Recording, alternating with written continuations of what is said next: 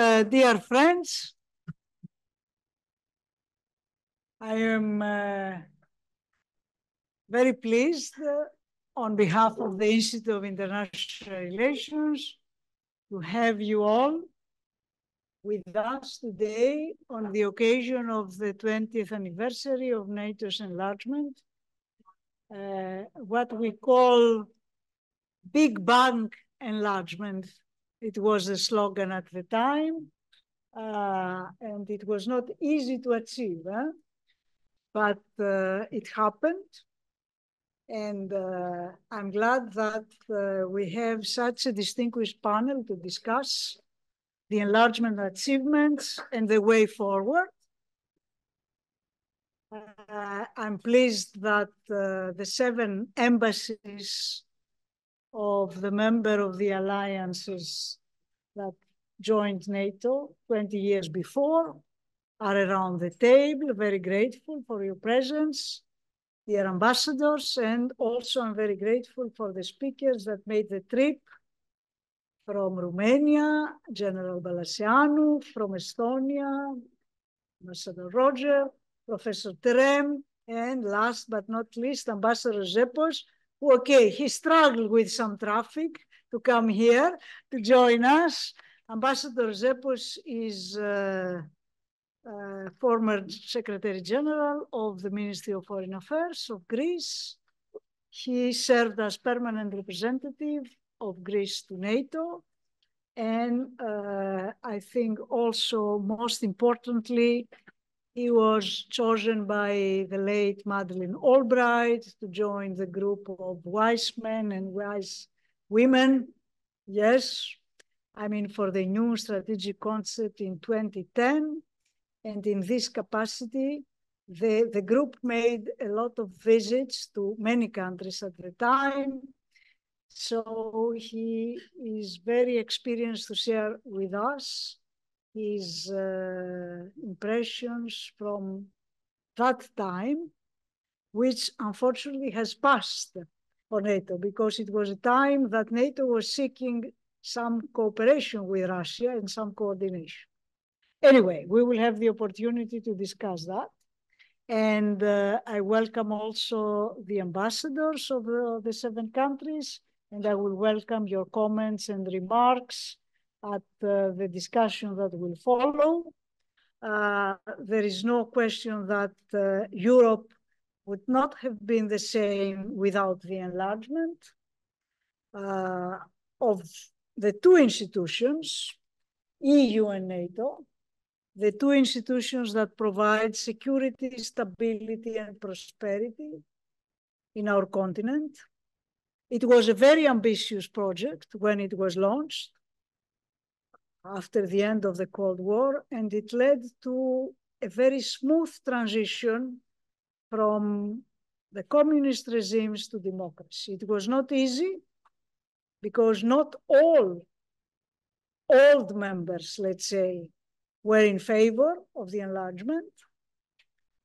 Even in the US Congress, there was disagreement at the time that finally did not prevail, fortunately. But it succeeded.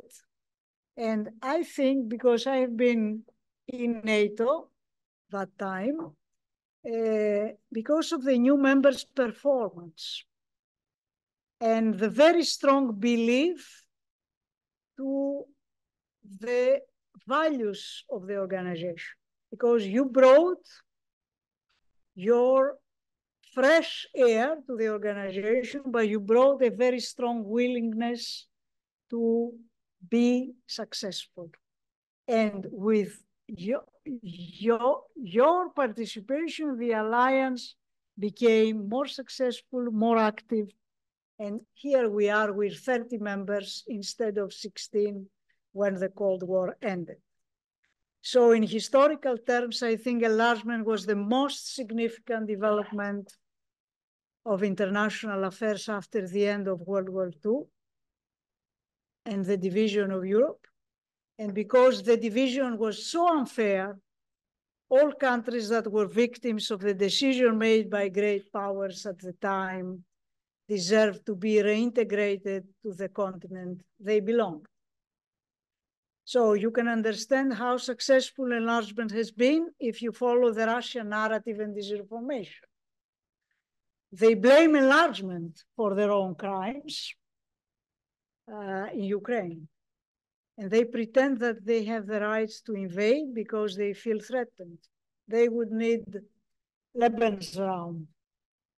They would need strategic depth between their territory and NATO's territory.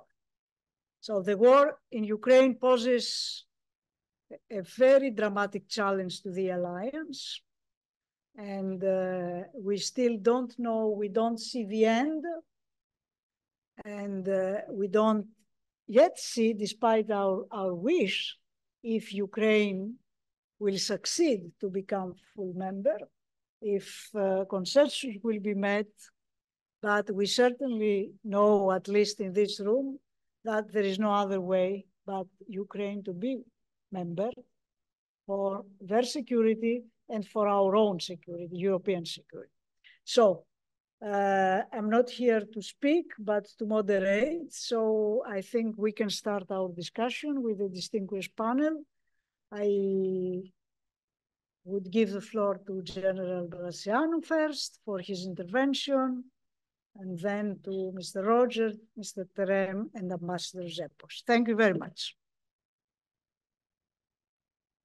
Thank you very much. I'm a little bit taken by surprise. Otherwise, in the military laws and principle, it's needed to avoid the surprise. Okay, as retired general, I have to open the fight of ideas and opinions, and for sure will be a very open discussion. Of course, as a former military, but the feelings are for entire your life. I'm keen of force structure, force management, force command and control, force capabilities and skills and alert of forces and so on. I will try to avoid a little bit as much as possible the feeling of the military as a military, and to try to explain a little bit from the political or political military views. Thank you, Mrs. Afentouli. Indeed, it was a very, let's say, excited and very important time for us, for Romania, but not only. We have wait for 1997 to be invited. We opened our sky for the NATO operation in Yugoslavia, but for Romania, 1997 was not the open door. Was 2002 in Prague. But very interesting, 2002 means to start the war on terrorism in Afghanistan, and we have a strong participation from the very beginning with one battalion. And fortunately, it was a very wise decision in 2024. So we are in 2024, and NATO celebrate 70 years of existence. There are 70 years of the world's most powerful political and military alliance. And believe me, means 3.5 million soldiers, and means more than soldiers, $1.1 trillion. It's amazing when I started to calculate what does means alliance as a force. And I don't think in the history we can find the same, let's say, power of the alliance. Throughout these years, it has managed to not only fulfill its role, but also considerably expand in size. Not enough, in my opinion. Because 2008, it was a moment to stop okay, we can reinvent the scenario if Ukraine and Georgia would have been in NATO. It's not the case for this moment, but otherwise, I don't think so. Ukraine being in NATO could have been a victim of the invasion of Russia, not at all. Even Ukraine, paradoxally, have kept his nuclear arsenal. So history is history. So, however, in the famous words of Heraclitus, no one ever stepped in the same river twice. All things are under constant change. And this has never been truer than today, when NATO is facing new major challenges, such as a new war in Europe, a new war in our home, in Europe. During the Cold War, NATO succeeded in achieving its strategic vision of deterrence and keeping a potential third world conflict and not, quote unquote, hot war. It's the same if we are thinking actually what does it mean to have and to modernize nuclear weapons. Even not all the states in NATO have nuclear weapons. In my opinion, in order to keep the peace close to NATO and to go with the possibility of the war very far from us, not geographically, as an act, we need to improve, to modernize, including the nuclear weapons, even tactical nuclear weapons for NATO. It's the most important meaning of deterrence, to have a very good nuclear force and in association with a very good conventional force. Now NATO is very careful to prevent an overspilling of the Russia-Ukraine conflict and all will bettering internal dispute and disagreement. It's very important for us to keep war in the territory of Ukraine. Even I think Russian Federation is not yet ready to have two wars, one war in Ukraine and the other with NATO. But it's more difficult to think what will happen into the future. The chief of the military staff, okay, Amiral Bauer was saying that not everything is well planned in the next 20 years. And of course, no, everything will be perfect into the next 20 years. Now, coming back in Romania, because I have to say something about our history, as NATO celebrates 70 years of existence, Romania celebrates 20 years of NATO membership. 20 years of constantly trying to prove itself a reliable member of the alliance, despite the various challenges and economic setbacks, excuse me. I cannot help but think that without NATO, Romania could have easily been a potential target for Russian invasion, similar to what happened in Georgia or Ukraine. Not only what happened in Georgia and Ukraine, because you have to know that in 1968, after the invasion of Czechoslovakia, the next invasion was prepared by the Soviet Russia to invade Romania. From our information data have been prepared 43 divisions. And it was, okay, completely change our doctrine from this point. Even Romania is coming from the socialist country. We had a very independent policy from the Moscow. We have been ready to fight so-called people war, a territorial war, very similar with the Yugoslavia war.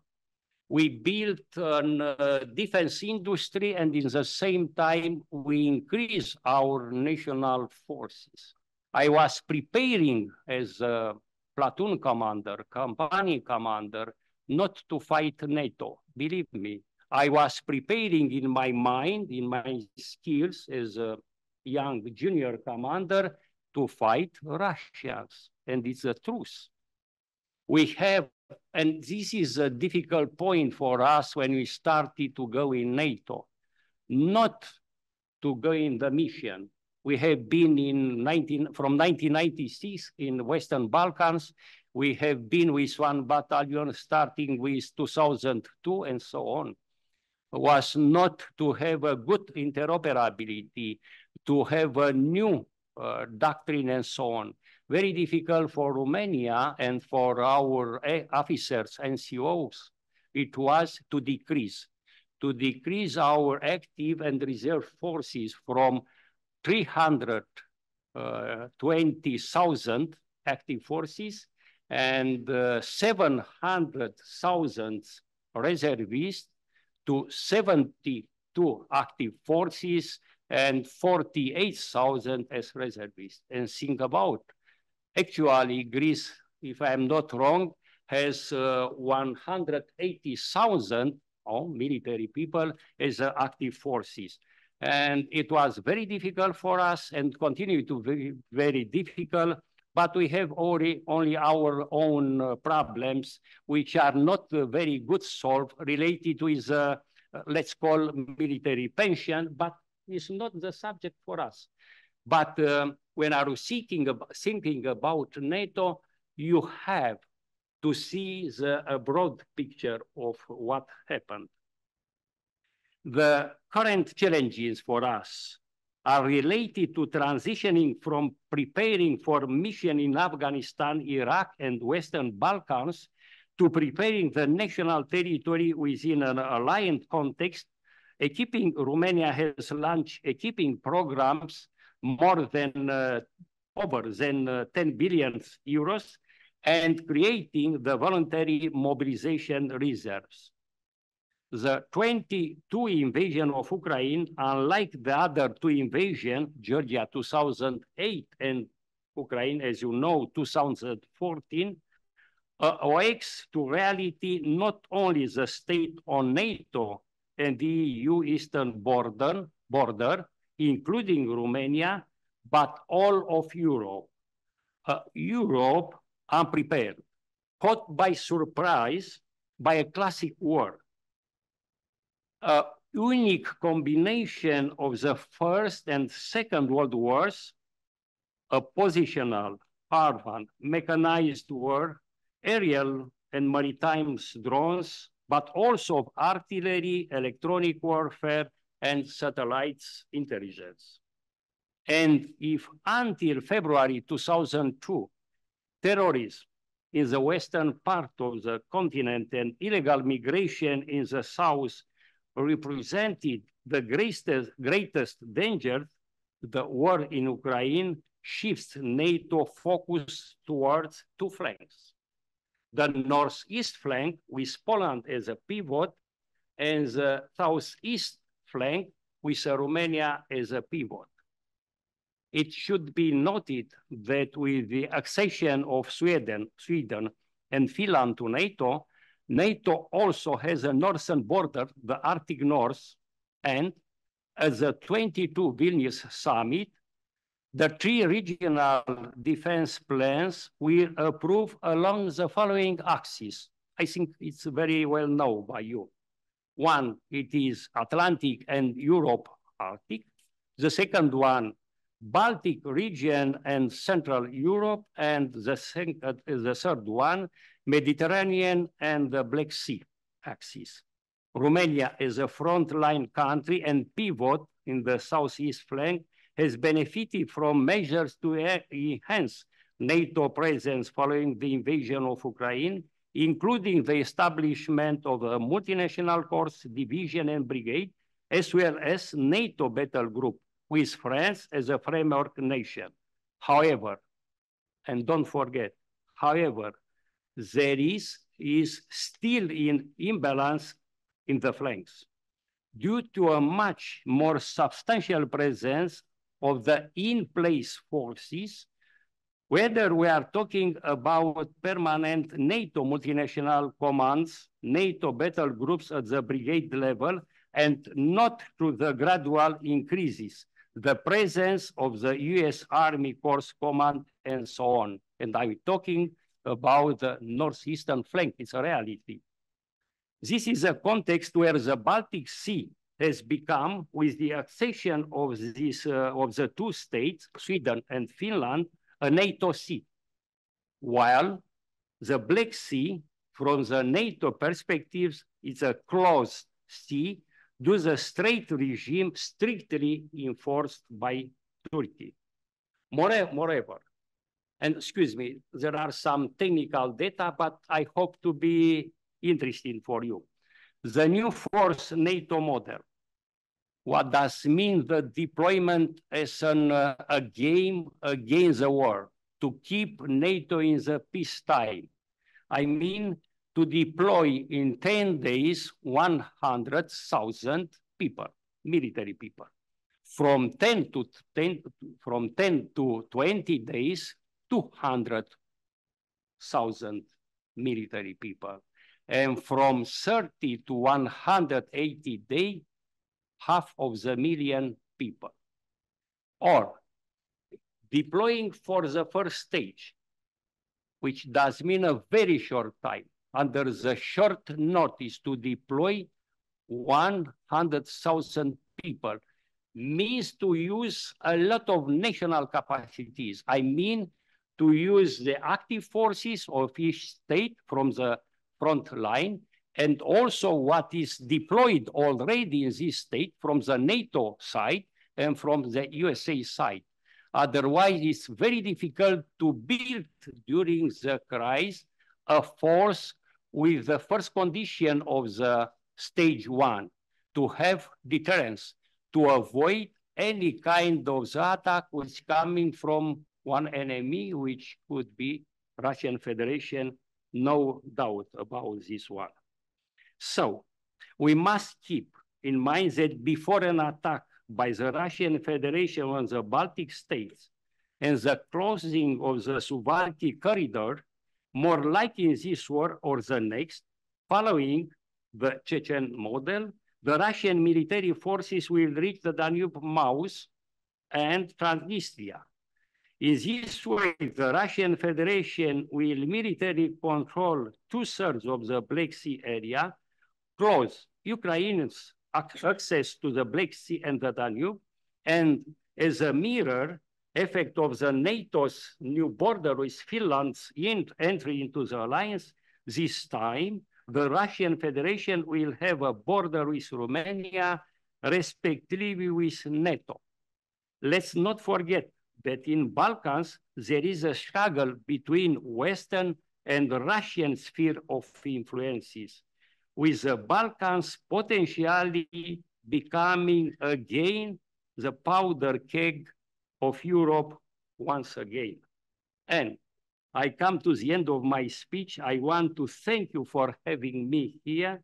I don't know if you are agreeing my ideas, but I have tried to be open to offer you my, let's say, thoughts coming from my experience and coming from the very good trust in NATO. My experience is coming also from the treaty, but also from the NATO. NATO means not only another experience, means an historical force. It's our duty by cooperation and the cooperation based on our trust to keep NATO as a force. It's a single way to keep the war out of the Euro-Atlantic area. Thank you very much. Thank you, General. It's certainly, I mean, you have a pivotal role now in the security of the alliance. Black Sea is becoming almost a theater of operation, and it has been a theater of operation. You border with Ukraine, so you, as you said, you are a frontline state. Let's go to another frontline state, further north. I mean, to listen to the perspective of the Estonian MFA. I'm glad that we have Mr. Roger with us today. Please, sir, you have the floor. Thank you, Madam Director, ambassadors, colleagues. Thank you very much for your interest. And thank you very much for inviting me here to speak to mark the 20th anniversary of us joining both the EU and NATO. And happy to note that 20 years ago was the last time I visited Athens. So it's another anniversary by driving from Tallinn to Athens by car and visiting the Athens Olympic Games. So for me, it's a personal celebration of us rejoining the European family, and for us, really, it was a story of homecoming, a story of reunification of Europe, and also a story of justice, because it was Europe that was taken away from us, but where we were always there in spirit during the times of the Soviet occupation. Maybe during my brief introduction, I will speak a little bit about our path to the alliance, and then later on we can discuss a bit the Q&A of where we stand today as we prepare for the Washington summit, where I have the opportunity to participate in the discussions and share some thoughts. But just to underline that the path of Estonia, and maybe also our two southern brothers and sisters, Latvia and Lithuania, when we were in a sort of an uphill road or uphill battle in the 90s, and nothing was self-evident. Today it seems that this was something of a linear path, and it was something that was self-evident, that we will become, the Iron Curtain fell, and next step, we will become members of the Euro-Atlantic family. It wasn't like that. We had to convince a lot of people, starting from George Kennan, the father of containment, a grand old man of American foreign policy, who even in '97 wrote in New York Times that that's the biggest mistake of US foreign policy, imagine. The arguments we were up against. And more or less the three arguments, I think, they were floated against us. One was, the Baltic states always have a special status in the minds of Russians. We were all, even if there was an acknowledgement there was a Soviet occupation, but we were always something special for the Russians. So it's too difficult. The second was, it's impossible to defend the Baltic states. We don't have the strategic depth. When you look at the map, and back then Finland and Sweden were not part of NATO, it's a great challenge. So how do the Baltic states are not defendable? And the third one, little less for Lithuania, but certainly for us and Latvia, the Russian-speaking minority. I mean, the last argument was difficult to counter. Is they are part of a society. Do you have a problem with the Russian-speaking minority? What is the problem? And one good friend told to Yuri Luik, who's currently ambassador to NATO, and then has been to ambassador to NATO a couple of times, and also been a defense and foreign minister, that you will become member of NATO only when you actually don't need the protection of Article 5. That the situation, the environment in Europe is so positive that the war is unthinkable. And when we think about 9/11, 2001. Actually, that created that momentum, that we were all up against this major threat, which was terrorism. US, Europe, Russia, we were cooperating.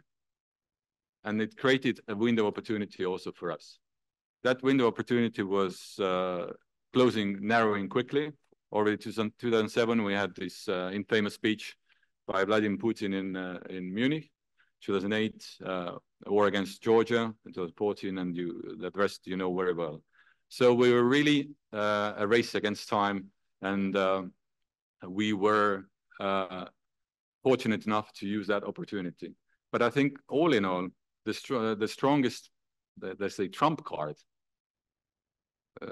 for us was ourselves, our developments, that we were able to develop into democracies that abide the rule of law, market economy, and international law. So it was difficult to say, if you really say that, you know, according to the new principles of European security, that everybody has the right to choose their own security arrangements.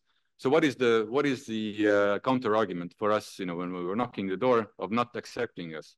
And nobody was ready to say that, no, it's because of fear of Russia, because, you know, it was also a difficult argument to swallow. A couple of numbers, because our accession to NATO happened at the same time as EU. Compared to the 90s, our average wage has increased 45 times, average pension 60 times. So for us, EU and NATO always were, you know, part of, you know, two sides of the same coin.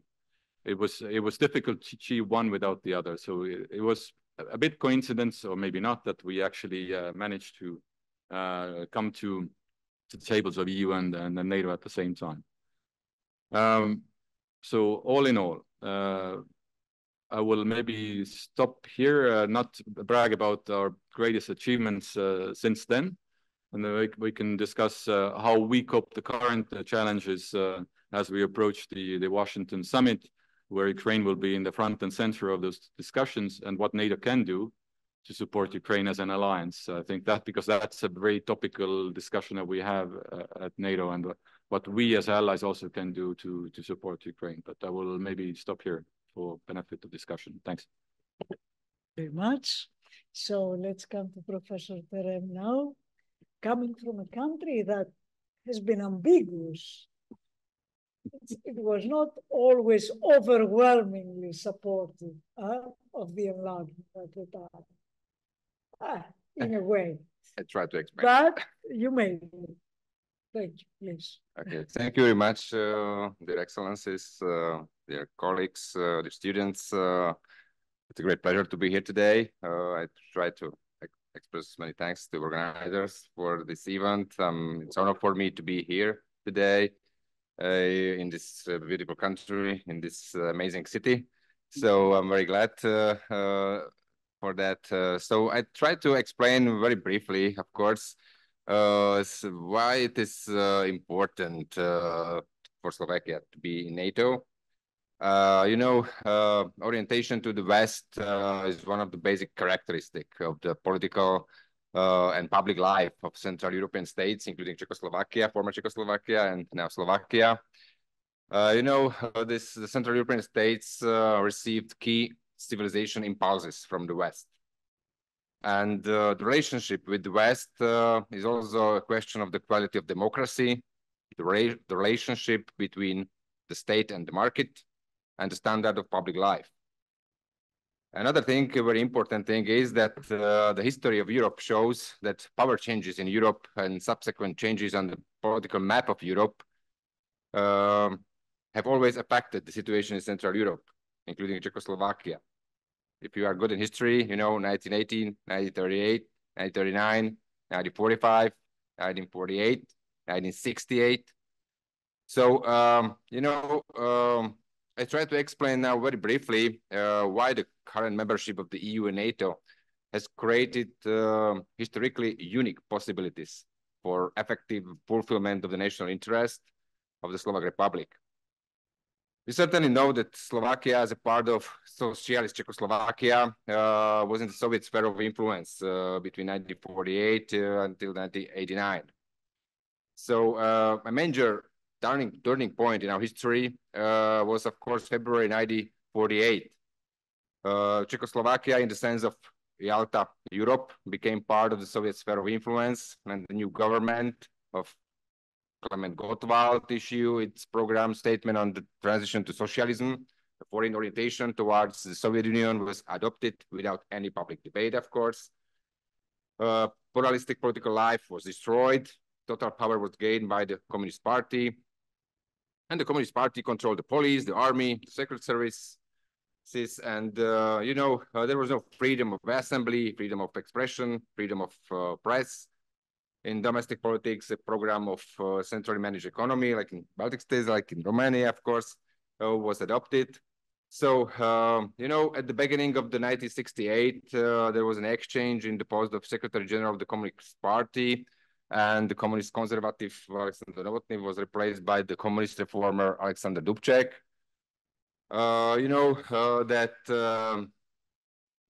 in August 1968, this effort was stopped by the intervention of the Warsaw Pact troops, and you know there was a conflict between the socialism with the human face and you know the authoritarian regime that was aligned to the Slovak and Czech democratic traditions.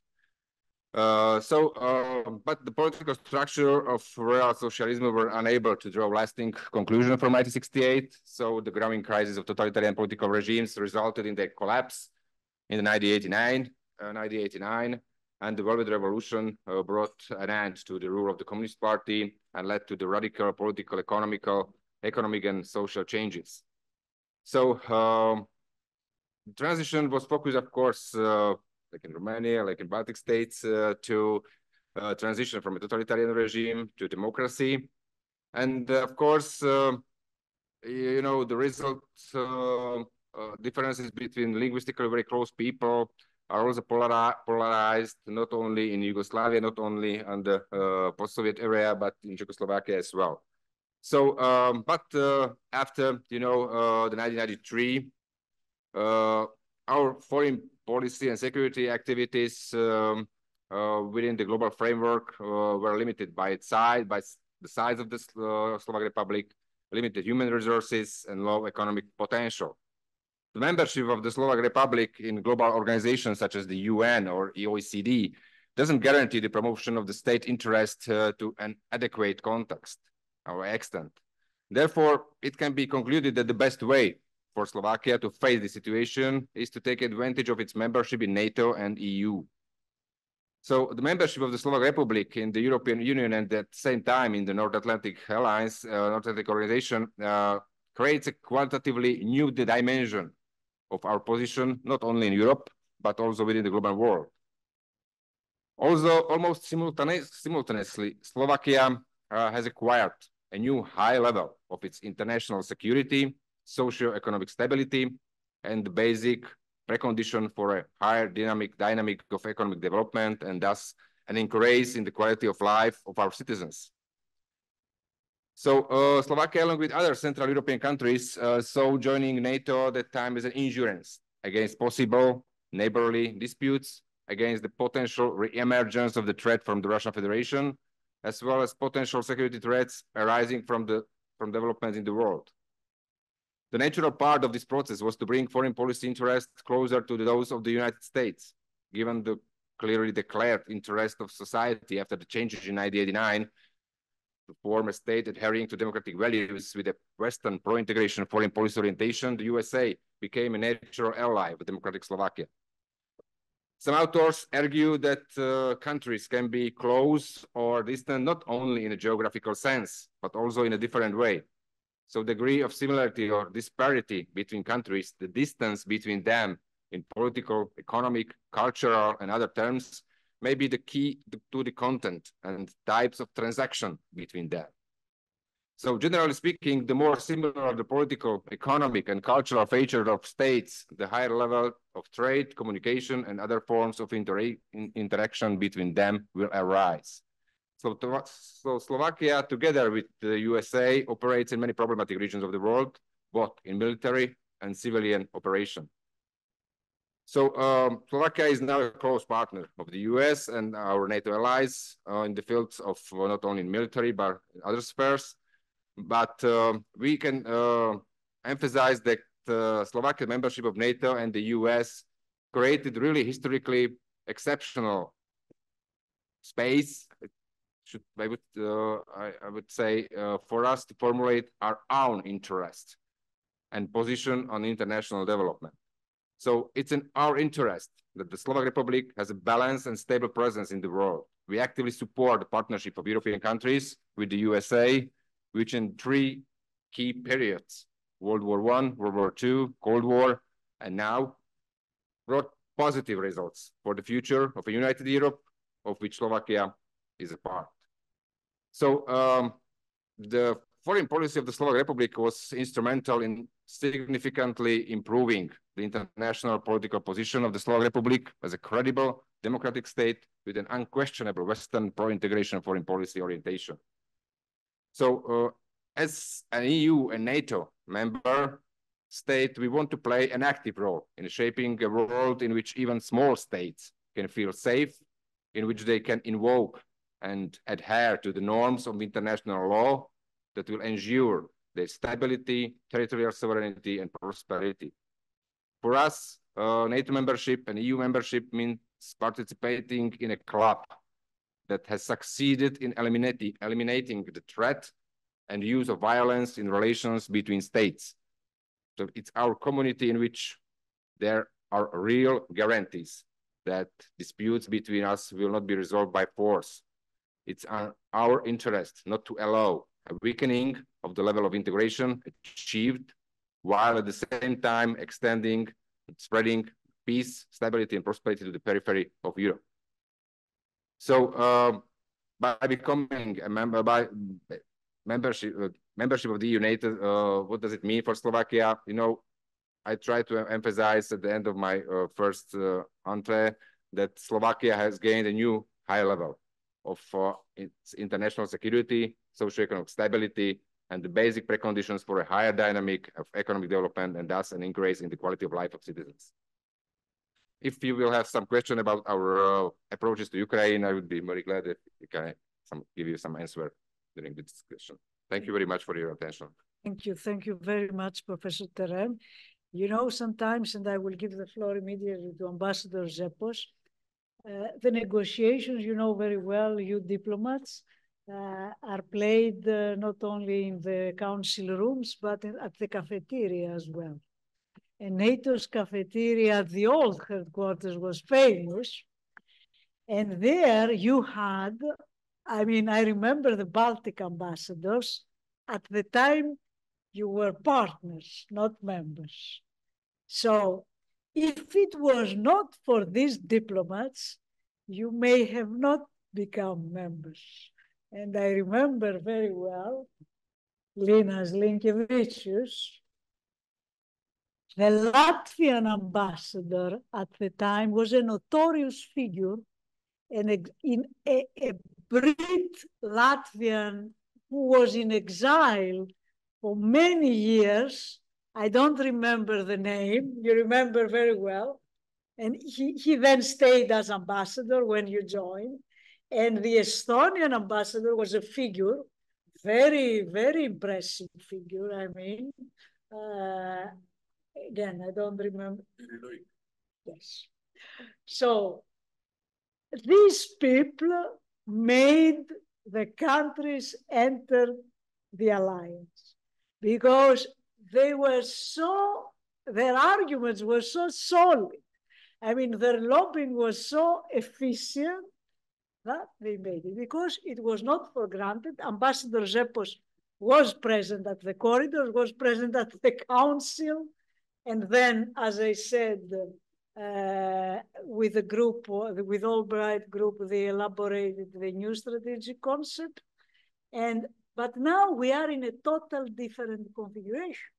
There was no question about the value of membership. There was no question about that. NATO became stronger, but now we face a totally different security situation. I mean, war is at our doorstep, especially for these countries, but for our countries as well, Romania, Greece, Bulgaria. I mean, war is at our doorstep. There is no solution in the horizon, so we need to be very inventive and imaginative, as we were at the time of the Enlargement. Please, Ambassador, you have the floor. Thank you. Let me start by thanking IDIS and the Director General, Mr. Afentouli, for including me in today's very interesting and distinguished panel. And thank you once again. Let me start by saying that my point to start with is that my country, Greece, right from the beginning, as you know, Greece entered NATO in 1952. A number of other countries came in shortly or a bit later, Germany, Federal Republic, and then Spain later. When the issue of enlargement came up, we were definitely very positive in seeing enlargement take place, either towards our immediate neighbors or other countries of Central Eastern Europe. We thought that that was very important for the future of NATO and of European security as a whole. So we did a lot as a country to find the majorities and help the necessary majorities that could push the negotiations right ahead. At this stage, let me add one thing, that I myself, as deputy, because Mr. Afentouli mentioned me as permanent representative, I was also deputy permanent representative in 1994 when the first round of the negotiations started for enlargement. And it was very interesting because she mentioned this concerning the Baltic states, but it was very important that the people who were sent to negotiate were people that knew their lesson, knew what they were talking about, and they were convincing as personalities. And this helped a lot create a climate that would lead to enlargement at some stage. So a lot was possible in both front and back, and Greece strived along with same thinking countries to create the necessary atmosphere for this. Of course, as you all know, we have the same positioning concerning the enlargement of the EU. We were always positive at the idea of including the biggest number possible of European states within the two structures. Now, one point that came up now, as from Mr. Afentouli at the end of what she was mentioning, which is important, is that from the very beginning, it was obvious that Russia was very negative towards this endeavor. Every time, even from the fall of the Berlin Wall, every mention that there was of enlargement met with Russian, maybe sometimes less aggressive and sometimes more aggressive resistance and contrary ideas. A lot was done by the member states themselves, except for the United States or the big, let's say, NATO European countries, to convince the Russians that this was not done against them. But it was very difficult to get them to understand that by expanding and coming closer to their frontier, it was not a threat. And that it was, there was space for everybody in this new Europe, and it was not necessarily a threat. And let me tell you that as my personal experience, while I was a permanent representative from 2004 to 2008, and those years where, the NATO-Russia Council was very active, and even there we tried to do as much as we could. Even in the days when I was with Basil and Albright on this small team working on the new NATO strategic concept, we went to Moscow 4 times. Ivanov was then Minister of Foreign Affairs. That was before Mr. Lavrov came. And interesting enough, Mrs. Albright, though she was a Democrat, as you know, and she had mainly US positions in her mind of how to present things, she was very open towards the Russians and trying to explain every time that, we could work it out and there could be a European security architecture that would be, there for everybody and not necessarily against Russia. But all over, and what we're facing today is that we did not manage to convince. This is a fact. We have to accept it. And that's why the reaction that we're facing today, which is very serious in my opinion, what is happening in Ukraine is extremely serious. And obviously, I'm very pensive as to how this can possibly end. And Obviously, there will have to be, let's use steps instead of using a harsher word. There must be steps must be taken probably from all sides in order to manage to build a new European architecture, strategic and defense, that will accommodate all, and there will be space for everybody without necessarily going into threats of war or invasion itself, as is the case with Ukraine, because this country, Greece, obviously you know that it has been invaded during the Second World War by the Axis forces, and we definitely have an opinion on what invasion stands for, and this is why this is one of our major positions. We are helping as much as we can because we really believe that this invasion is a very, very nasty word and fact. Thank you. I'm open to any questions that you would like to ask. Ambassador, and I would like now to invite the ambassadors present around the table who would like to take the floor for a short comment or intervention. No? I'm very happy with what my Estonian colleagues said. I'm 100% so far. Okay, I'm not going to take much of your time with my memories of this date in 2004 when we celebrated with the then colleagues of mine in The Hague. I was ambassador there. Our accession to NATO. It was a really emotional moment. We've done a big party at the Dutch Parliament and some ministers participated. We were very happy, of course. And in all honesty, this was the dream of my generation, that we bring back our own country. And I believe it is the same with the other colleagues, to bring back Bulgaria to its rightful place in Europe. And believe me, and probably our Romanian guest, the general will agree with me, it wasn't not an easy task to endure almost 50 years of a foreign dominance. Maybe our Baltic friends also know some of this experience. But anyway, it was a moment of celebration of a whole generation, or maybe 2 or 3 generations, that our countries are back in Europe. So this is for my humble memories of this really historical moment. I wouldn't miss the opportunity to thank our Greek friends for their continuous support for our membership, first in NATO and then in the European Union.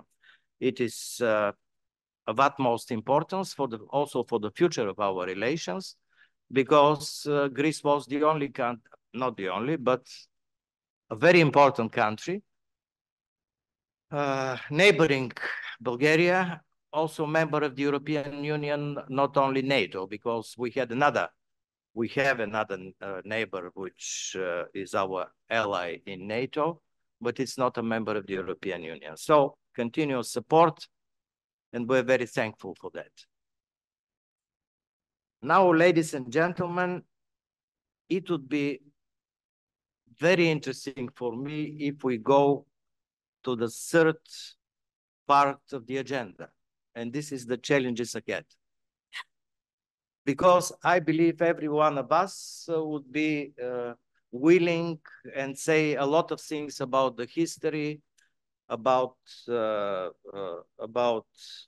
what happened 20 years ago, about our efforts to become members of NATO and the European Union. In the Bulgarian case, our biggest challenge was the membership in the European Union, because for the NATO membership, we were, I mean, the diplomatic service, we were entirely relying on our military, who happened to be much more effective in their transformation of the Bulgarian armed forces than the diplomatic service or the politicians. And this is a fact of life. And I take this opportunity in order to congratulate my military attaché and the deputy military attaché who are among us for their efforts to reform the Bulgarian military force. Of course, peace is much more difficult to keep, sometimes to achieve, than becoming a member of a military alliance. Because, let me say, I cannot imagine what would have happened if we are now not members of NATO. Maybe I wouldn't, for diplomatic reasons, don't call a spade, the personality in the Kremlin.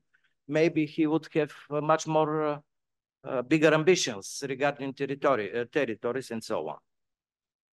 But I believe that in this moment of celebration of this really excellent anniversary, we should put our attention on the most difficult question for the diplomacy, I would say, and this is how to go back to peace. What should we do in order to bring peace back to our continent? I know it's a very difficult question. I know it might be strange, maybe, at this point of the military operations of the aggressor against against Ukraine, to think about peace. But we have witnessed one conference in Switzerland, and we all know that there should be a second one. I have some educated guess and also knowledge about what should be done in order to help Ukraine gain the resources in order to face Russia at the negotiating table. I have some knowledge about that.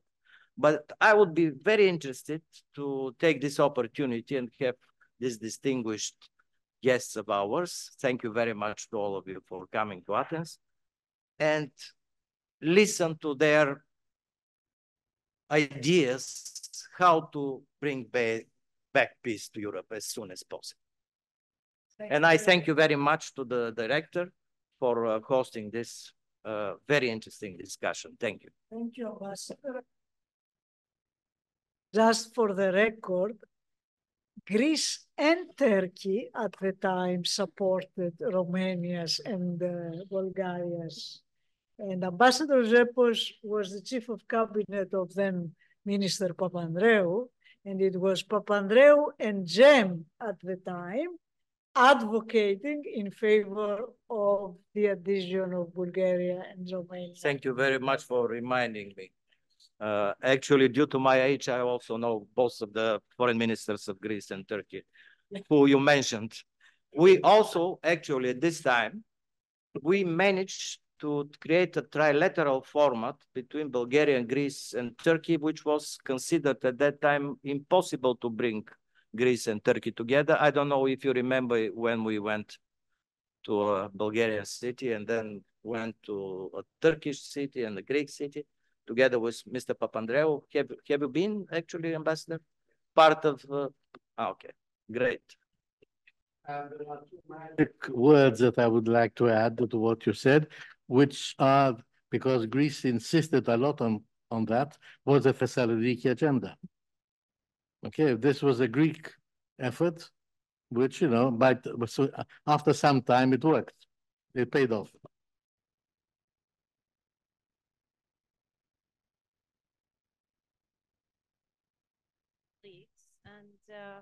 And thank very much IDIS and Ivo Afentouli, a good friend of us, and all the panelists for this.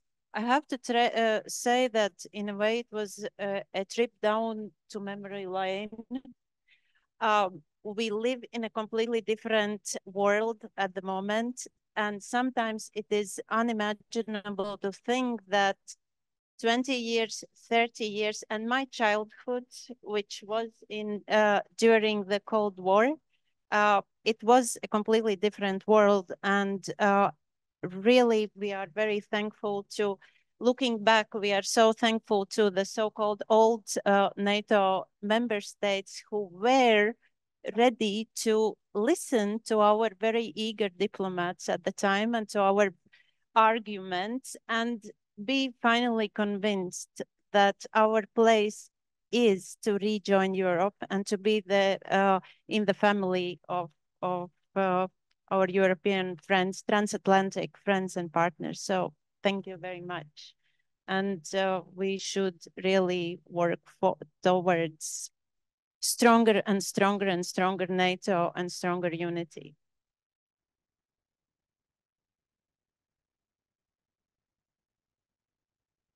Yes, thank you very much. I'm the ambassador of Slovenia.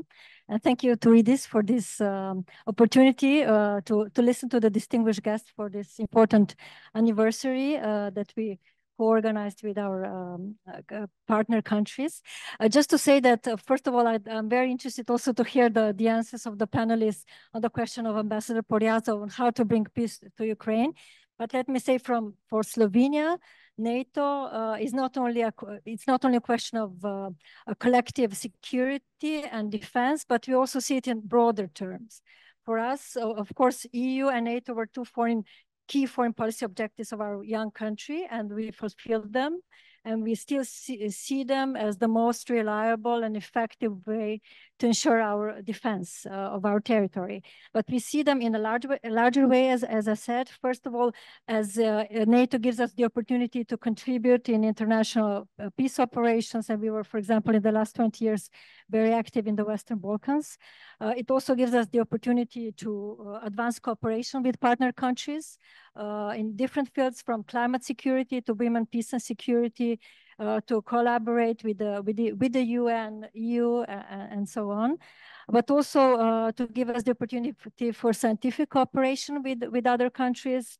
And last but not least, and this was visible last year when Slovenia had severe floods, like in Greece, NATO offered us disaster relief, and we valued that very much. So this is a point I just wanted to bring into this discussion. Thank you very much. I'll turn the floor to our audience. Is there any intervention that you would like? Any remark, any observation? If it's not the case, maybe the panelists have, some comment to make, please. Thank you very much. Maybe looking at the future, as the ambassador also alluded to, a couple of comments. Nevertheless, when I was with my foreign minister in DC in end of March, also celebrating, remembering 20 years, he basically said that I wouldn't be here as a foreign minister of an independent country had Estonia not been a member of NATO. So it shows you the existential nature of that decision, but also it reminds us of the way this war ends. It's also of existential nature for everybody, because if we have helped as an alliance, also as allies, the brave fight of Ukraine against aggression of Russia, also militarily, we put a lot of our credibility on the line. And I argue that if we were to allow with our reduced assistance to Ukraine to lose this war, our deterrence would weaken considerably as well. So we have to bear in mind what is at stake also for us, because this war is also clearly an issue of security for the whole of the alliance. So for us, what we want from NATO is the collective defense at its core. We want political unity. We want also a transatlantic bond, because NATO is for us embodiment of that bond. Of course, the true question is how to maintain that transatlantic bond, and that's the question we all think about today: how to keep the US engaged in Europe, how to keep NATO relevant for US foreign policy interests, irrespective of who will become the president of the US after November elections, and also how to get the European allies to do more, because we clearly need to do more. We have some ideas that how to do that. we have some positive developments. We have 23 allies out of 32 who are spending at least the minimum, the bare minimum of 2%, which we all signed up to already 10 years ago. So I think then the first who would want peace are the Ukrainians. But when you look at when we ask them, they know what bogus peace looks like. And we have seen it time and again. We have seen it through the experience of because the war has started already in 2014, and the Minsk talks and Normandy format. Russia has, if we stop helping them, and there will be a ceasefire on false pretext, Russia will just arrest, remobilize, and re-attack again. I think we have learned that lesson already during this years. So, because the basic war aims of Russia have not changed. It's basically to subjugate Ukraine, its people, its statehood, but also to reshape fundamentally European security architecture. The principles of sovereign territorial integrity, right to choose alliances, which are fundamental. Also, these are the principles under which Estonian restoration of independence actually was able. We were able to restore independence because of those principles.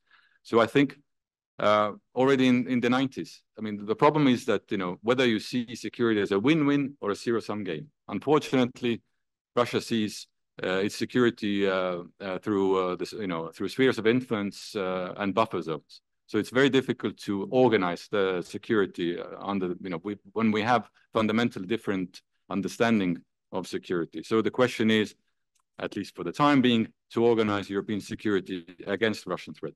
It's very difficult for me to imagine that we are, after that blatant aggression, after genocide, after Bucha's, Irpin's, we are actually sitting around the table and organizing with that kind of regime, European security together.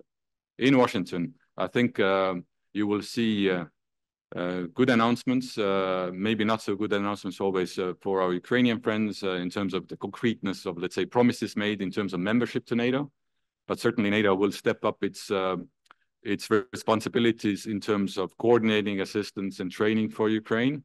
I think we will have a pledge of long-term support for Ukraine. So helping Ukraine will be an allied matter, not only a bilateral thing that, we do it out of our own goodwill. I think there would be a very clear language on Russia. I would imagine also quite a clear language on increasing Russia-China cooperation, because China actually is enabling, as we speak, Russia's war machine, even if it's not giving direct military assistance. It is doing a lot, else, which is basically amounts to effect of a similar kind. And also defense deterrence. We have now moved to forward defense notion that I think the general also talked about, which means that what kind of military posture is needed for the alliance to defend, if needed, from the first second, because everybody saw the practice of the Russian military. We saw that nobody wants Russia to attack and then wait for the reinforcement forces to come and liberate territories, because you will be, even temporarily occupied, there will be massacres. So we need to have forces in place, capabilities in place, and also we need to exercise so that we are able to defend forward from the first moment. But I am confident that we are able to deter Russia if we do our homework, and we are ready. Thanks.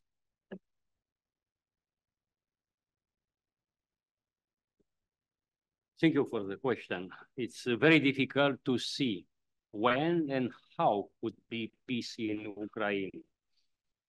No way I have to look as a military to the map, because the reality it is actually no diplomatic ways or no diplomatic ways and political decision will go for the peace. Absolutely, at least now, military instruments, powers, forces, and so on. I will try to explain.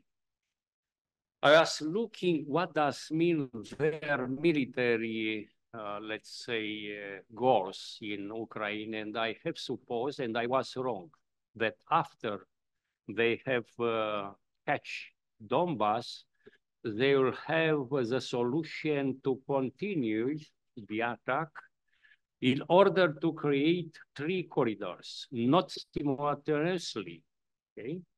Maybe the first one could be Central Corridor, which is going from Donbass to Zaporozhye. It's well known already, Zaporozhye.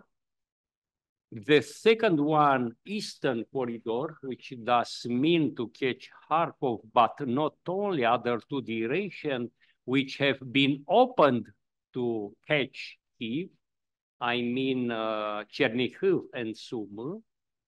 And the third one, which is very, very interesting, quote unquote, for us, I mean Southern Corridor. I mean Odessa operation, coming to the mouth of the Danube and have a bridgehead in Transnistria. But I was taken by surprise because the Russians starting to build the Eastern Corridor, even they don't catch the Donbass. And they have a reason, Western help. They take the opportunity till the Western help for Ukraine will be a consolidated help to take the advantage because they have the initiative. They have offensive actions, fightings in all the directions. So, coming back, what does it mean to have one end? And not only me, but also there are some opinions, and I think could be some real scenario to go back in the history, because the history every time has a lot of lessons learned for us, and go back in the Korean War. I mean, to think about, let's call 38 parallel solution. Why?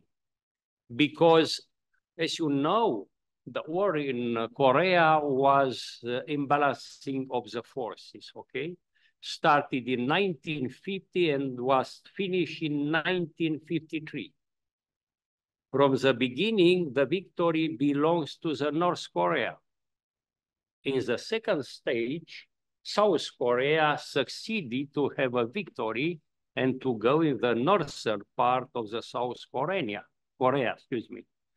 When China was coming, again, the victory was coming back to the Chinese and the communist Koreans. When we say we have forces coming to balance the forces, they have a finish. We have an end, which is not exactly an end, but it's peace in Korean Peninsula. Taking into consideration that every time Peninsula Korea could have a new war. So let's come in back in Ukraine. And I suppose, I don't find, maybe I am not a very good expert to think about, but I have not find another, let's say, end of the conflict as a frozen, extended conflict. When would happen?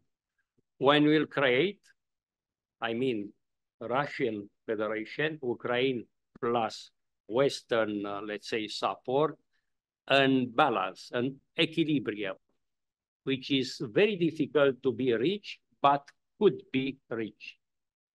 I mean, to have enough force to defend, not to have enough force to go in the offensive.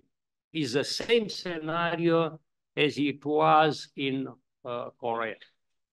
So Ukraine needs the Western support. Otherwise, we'll have 3 new scenarios, as I said. Eastern Corridor, maybe not Central Corridor, but for sure, don't forget, Southern Corridor. which could be very strategic goal for Russian Federation, as I said. Why? To control Black Sea. Why? To stop and block the access of Ukraine to the maritime and fluvial harbors, and to cut the big capabilities of the Ukrainian export, and to create an economical turmoil, and to change the Zelensky regime with one regime which is let's say favorable for Moscow, and to build what they want to build, a very extended states union. I mean, Russian Federation, Belarus, Ukraine, and maybe Republic of Moldova. So let's support Ukraine. Let's give, I suppose, I have a TV intervention. I was asked, is better or not Romania to give one Patriot battery for Ukraine? And I said, yes, with one condition. You have to negotiate, okay? One battery for Ukraine, which does mean a tactical, let's say, a step, and coming back. USA, we need one core HQ, could be 18th Airborne HQ, with forward elements in Romania, as 5th USA Corps is located in Poland, in order to have a little bit of balance of the flanks. So my answer, it is Korean scenario. I have not seen another scenario. Thank you. The general was very explicit. If you noticed, I was rather cautious when I touched upon the Ukrainian issue on my short intervention. That is why, because I think that history is very dense and troubled in the area of today where Ukraine and Russia are and what is happening. So we shall necessarily need, people are getting killed every day in that area. So we must not forget that. The messages and the support that coming from the West and from NATO has been there all the time, hasn't stopped. But what we really need is a ceasefire. This is the first step that can lead to anything. And I think that along with the ceasefire, it will be difficult not to move ahead without a realpolitik feeling and pragmatism for what is really happening on the ground. I will not go further. You were very explicit. I will stop at that. Thank you. Just a very brief reaction, please. So what we need is, of course, and as my colleague said before, to deepening transatlantic ties, the first one. The second one, we need to secure NATO's eastern flank. We need I'm not happy to say this, but in 2024, but we need to start build peace based on deterrence, not in the trust to authoritarian regimes. So this is like general maybe framework for next months, next years, and I hope that this will be effective. And after the election in November in the US, we can deepening transatlantic ties in next year, and we will not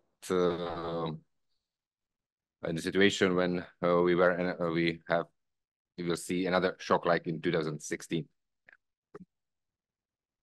Thank you. May I thank all of you for the active discussion and the interesting points. Thank you to the initiators, the 7 embassies. I'm very glad that you chose our institute for this very topical discussion, because I mean, it's not only an anniversary. It's an anniversary of a successful event, but what we have to face is very challenging. So we have to face this challenge together, all together, and to keep NATO's door open as they were for 20 years. And because NATO and the EU know how to enlarge very well. In some other, configurations, they are not that successful, but enlargement, we are doing well. So let's keep the door open. Thank you again. Let's have a family photo with all the representatives of the nations for the diplomatic point. Thank you, Mrs. Zuveka, for covering the event.